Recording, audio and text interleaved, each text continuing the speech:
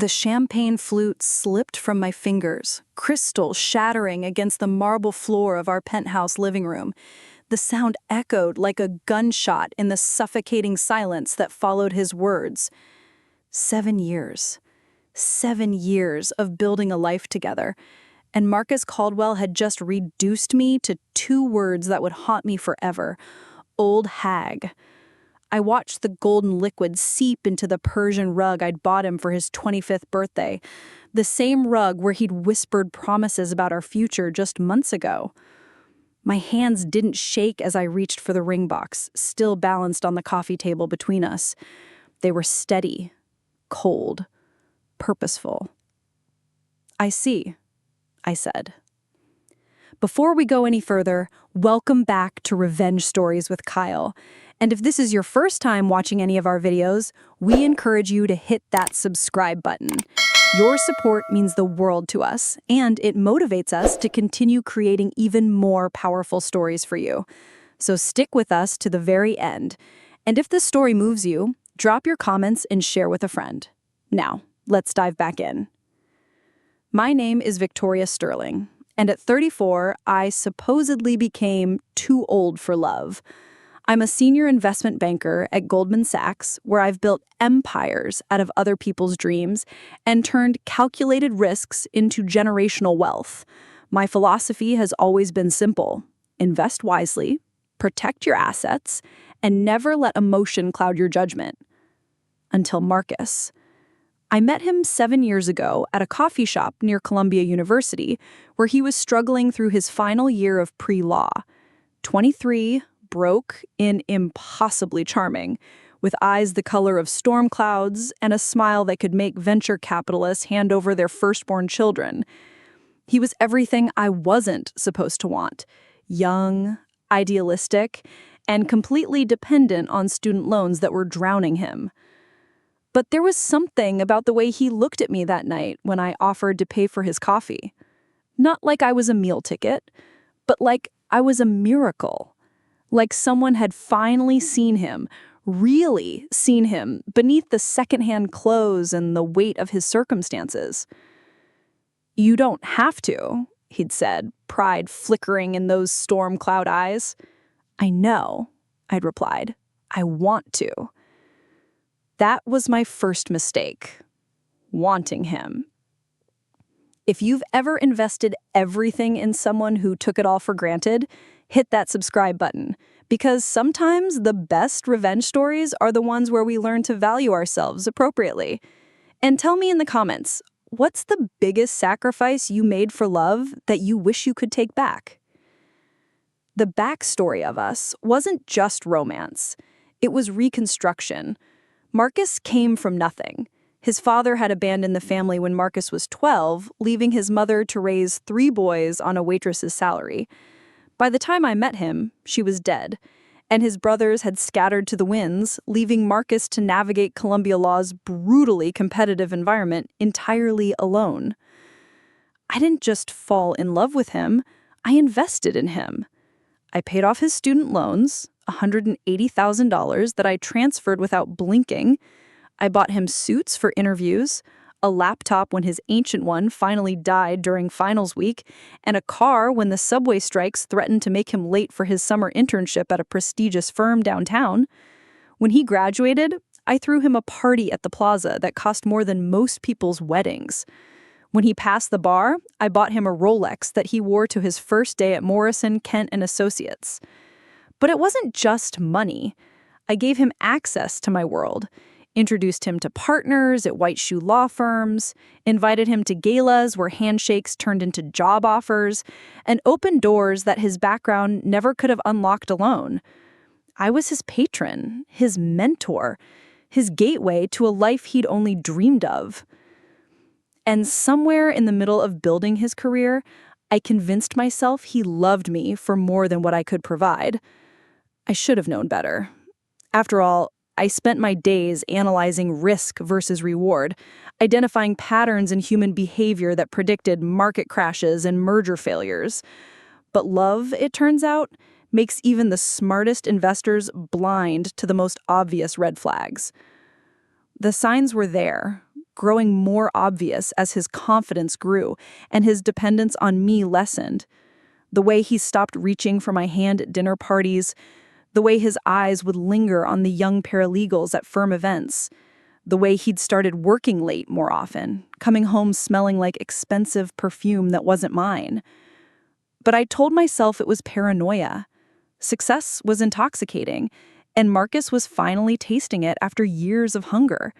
He needed space to grow into the man he was becoming. I could be patient. I could wait. Until the night I decided to stop waiting and take control of our future. The betrayal didn't happen in the shadows or behind closed doors.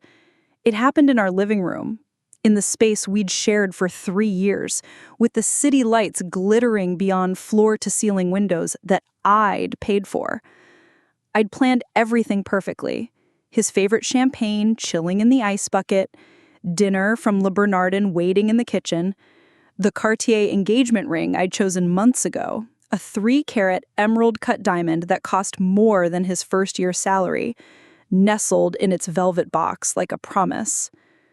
I'd even practiced my proposal in the mirror, though the irony of a woman proposing to a man wasn't lost on me. But Marcus had always been unconventional, and I thought he'd appreciate the gesture.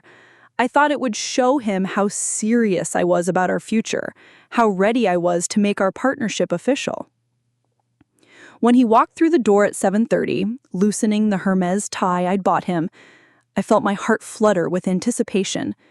This was it. The moment that would define the rest of our lives. "Victoria," he said, barely glancing at the champagne or the carefully set table, "we need to talk." Something in his tone made my stomach drop, but I pushed forward. I'd come too far to let nerves derail me now. "Actually, I wanted to talk to you too," I said, reaching for the ring box. "Marcus, these past 7 years with you have been—" "Stop." The word cut through the air like a blade. I looked up at him, ring box trembling in my hands, and saw something in his eyes I'd never seen before. Not love, not even affection. Something cold and calculating, like he was looking at a problem to be solved. "I can't do this anymore, Victoria. This whole thing between us, it's not working." "What do you mean?" I asked, though part of me already knew. Part of me had always known. "You're 34, he said, as if that explained everything. "I'm 29.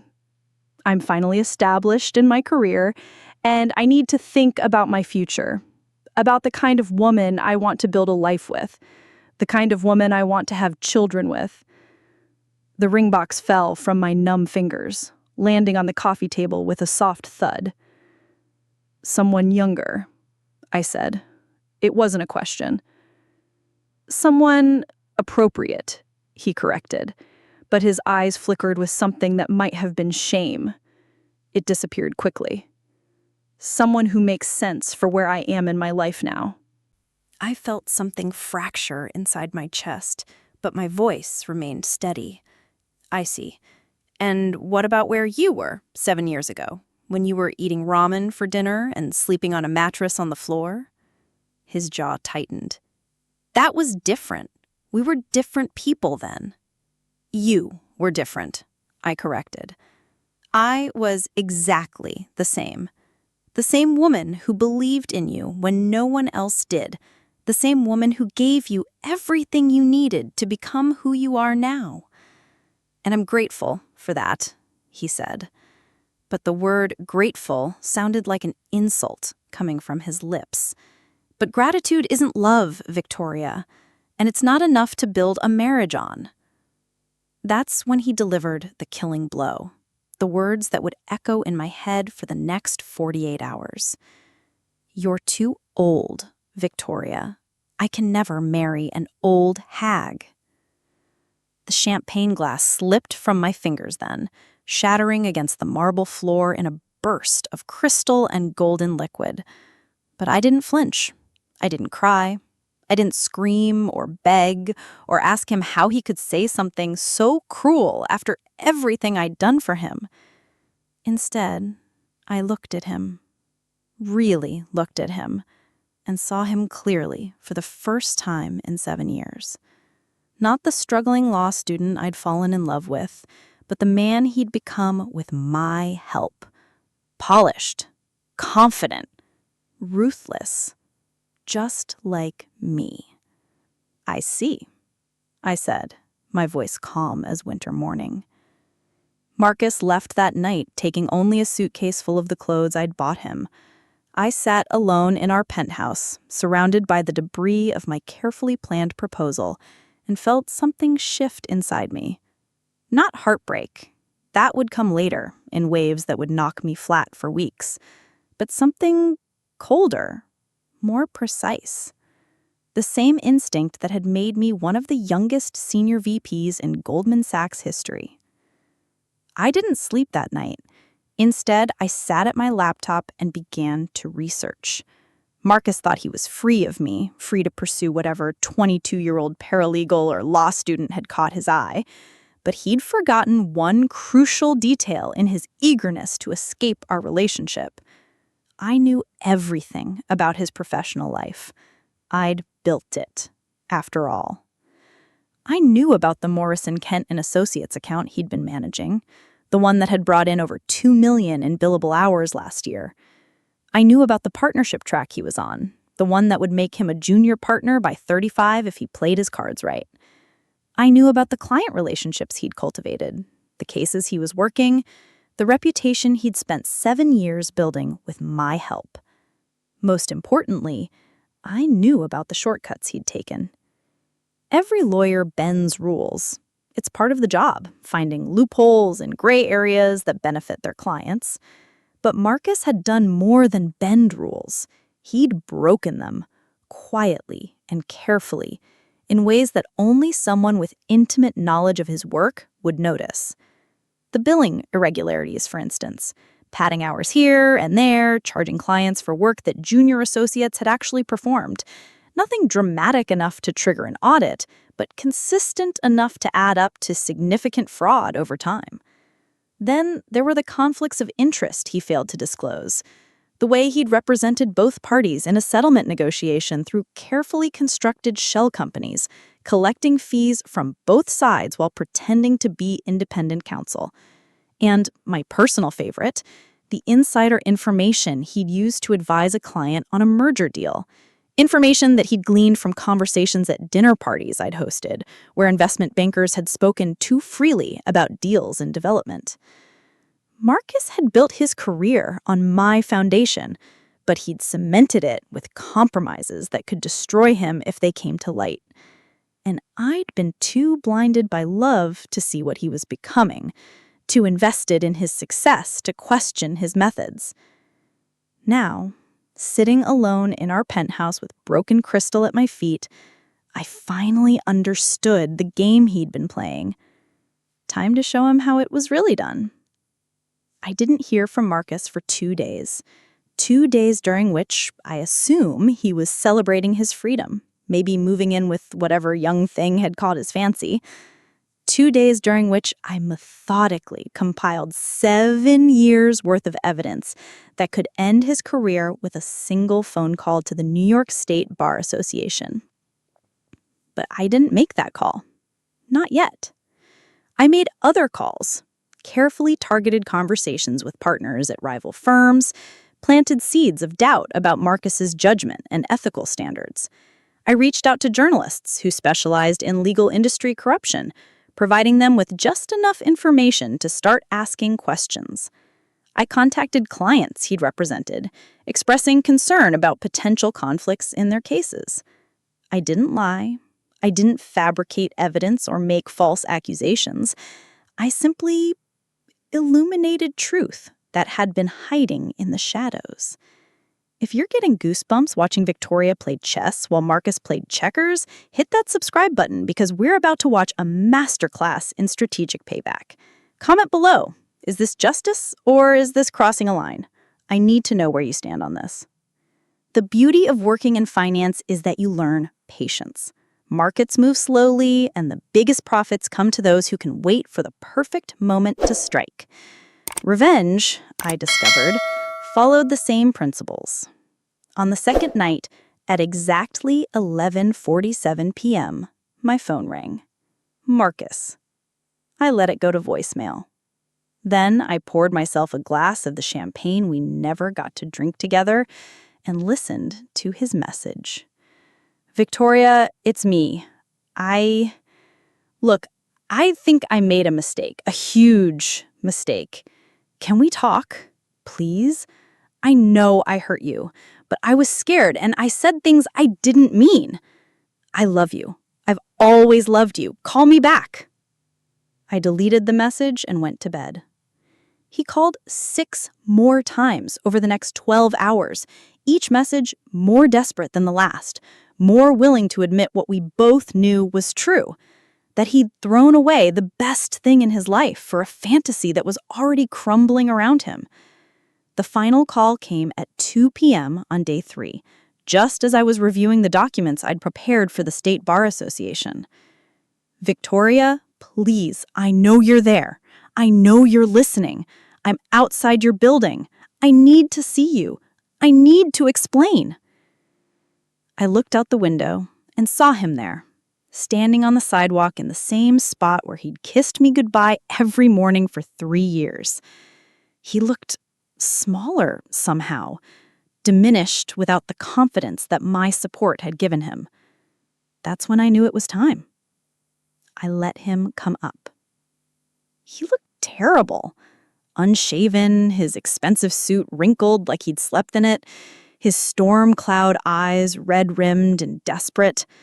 For a moment, I almost felt sorry for him. Almost. "Thank you," he said, stepping into the foyer like he was afraid I might change my mind and throw him out. "You're right," I interrupted, closing the door behind me with a soft click. He flinched, but followed me into the living room where I'd cleaned up the broken crystal glass, but left the unopened ring box on the coffee table, like an accusation. "Victoria, I need you to know that I never meant to hurt you," he began, the words tumbling out in a rush. "I was scared about the age difference, about what people would think, about whether we really made sense together. But I've spent the last 2 days thinking, and I realized that none of that matters.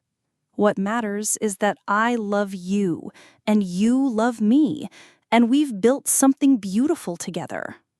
I sat down on the sofa, crossing my legs and folding my hands in my lap. "Have we?" "Yes," he said, reaching for my hands. I pulled them away.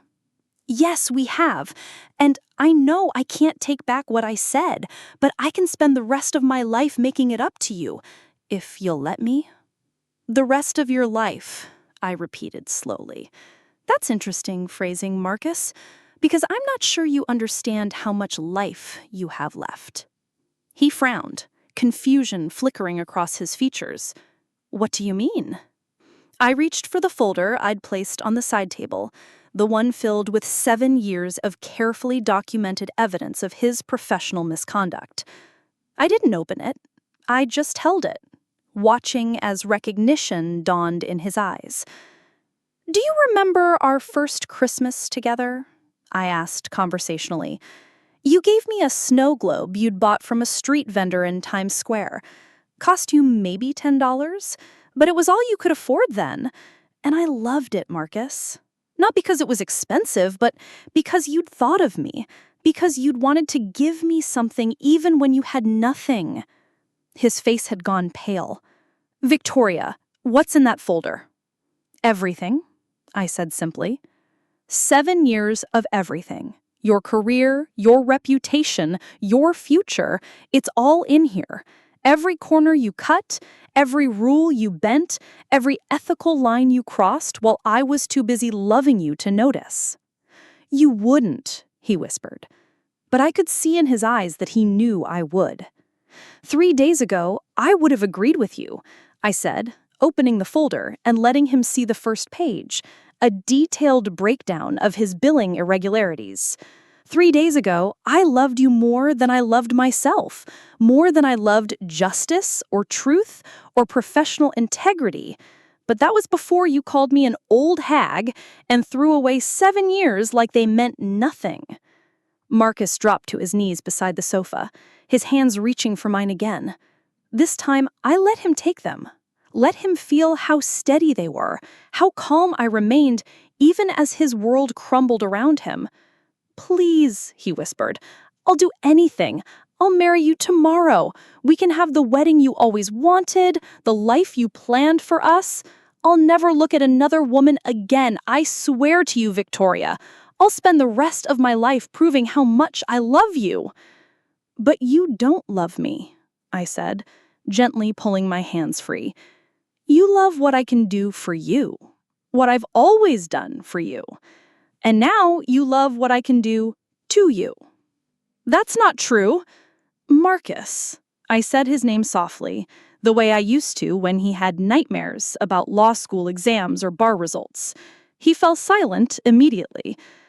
"Do you remember what I do for a living?" He nodded, confusion clouding his features. "I analyze risk. I look at companies, at people, at situations, and I determine whether they're worth the investment, whether they'll provide the return I'm looking for, or whether they'll cost me more than they're worth." "Victoria, please." "7 years ago, you were a good investment," I said, standing up and walking to the window that overlooked the city we'd conquered together. "Young, hungry, brilliant in your way. You had potential that just needed the right backing to flourish. And I was happy to provide that backing because I believed in you, because I loved you." I turned back to face him, still kneeling on the floor where I had left him. "But investments mature, Marcus, and when they do, you have to reassess their value. You have to decide whether to hold them long-term or cash out while you're stem ahead." "What do you mean?" "I'm saying that 3 days ago, you forced me to reassess, and the numbers don't look good for you." I opened the folder to the second page, which detailed his conflict of interest violations. His face went white as he recognized the case names, the client information, the dates that aligned perfectly with conversations he'd overheard at my dinner parties.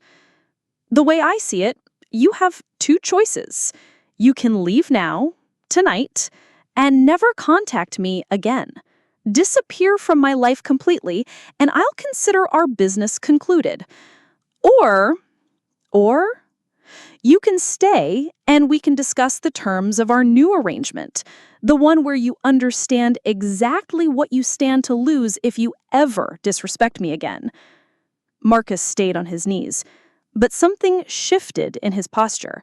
The desperation was still there, but underneath it was a new understanding.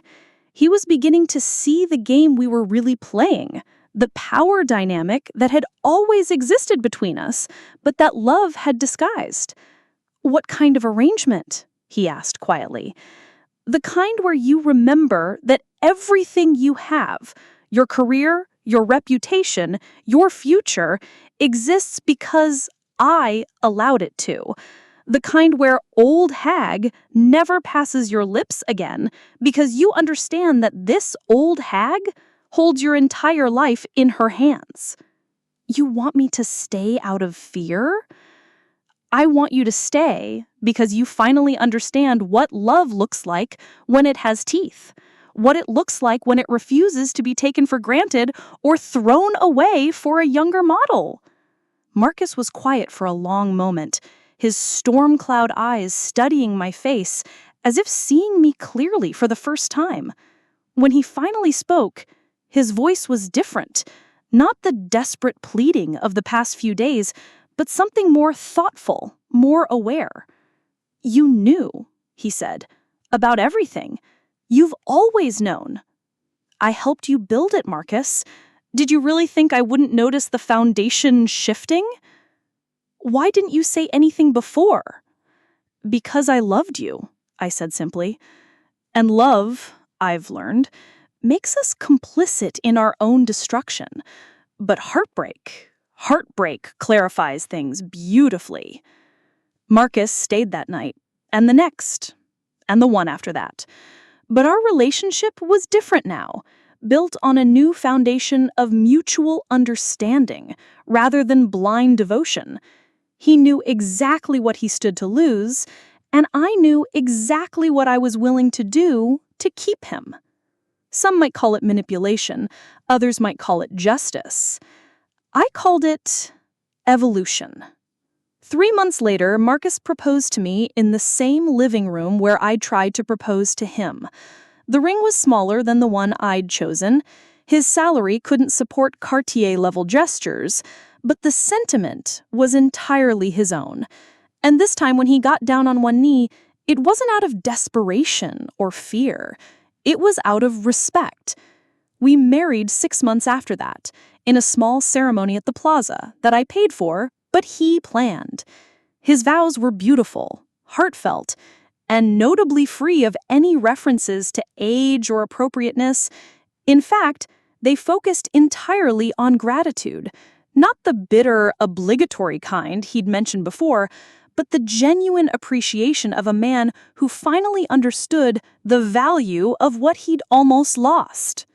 The folder of evidence still sits in my safe deposit box, though I've never needed to reference it again. Marcus knows it's there, just as I know he'll never give me reason to use it. We've reached what economists call market equilibrium, the point where supply and demand balance perfectly, where both parties get exactly what they need from the transaction. I got my husband back, but more importantly, I got him back on my terms. And he got to keep the life I'd helped him build, along with the hard-earned wisdom that comes from nearly losing everything. People often ask me if I'm happy, if this new version of our relationship is what I really wanted. The answer is complicated, layered with a kind of nuance that most people find uncomfortable. Am I happy? Yes, but not in the naive fairy tale way I was before.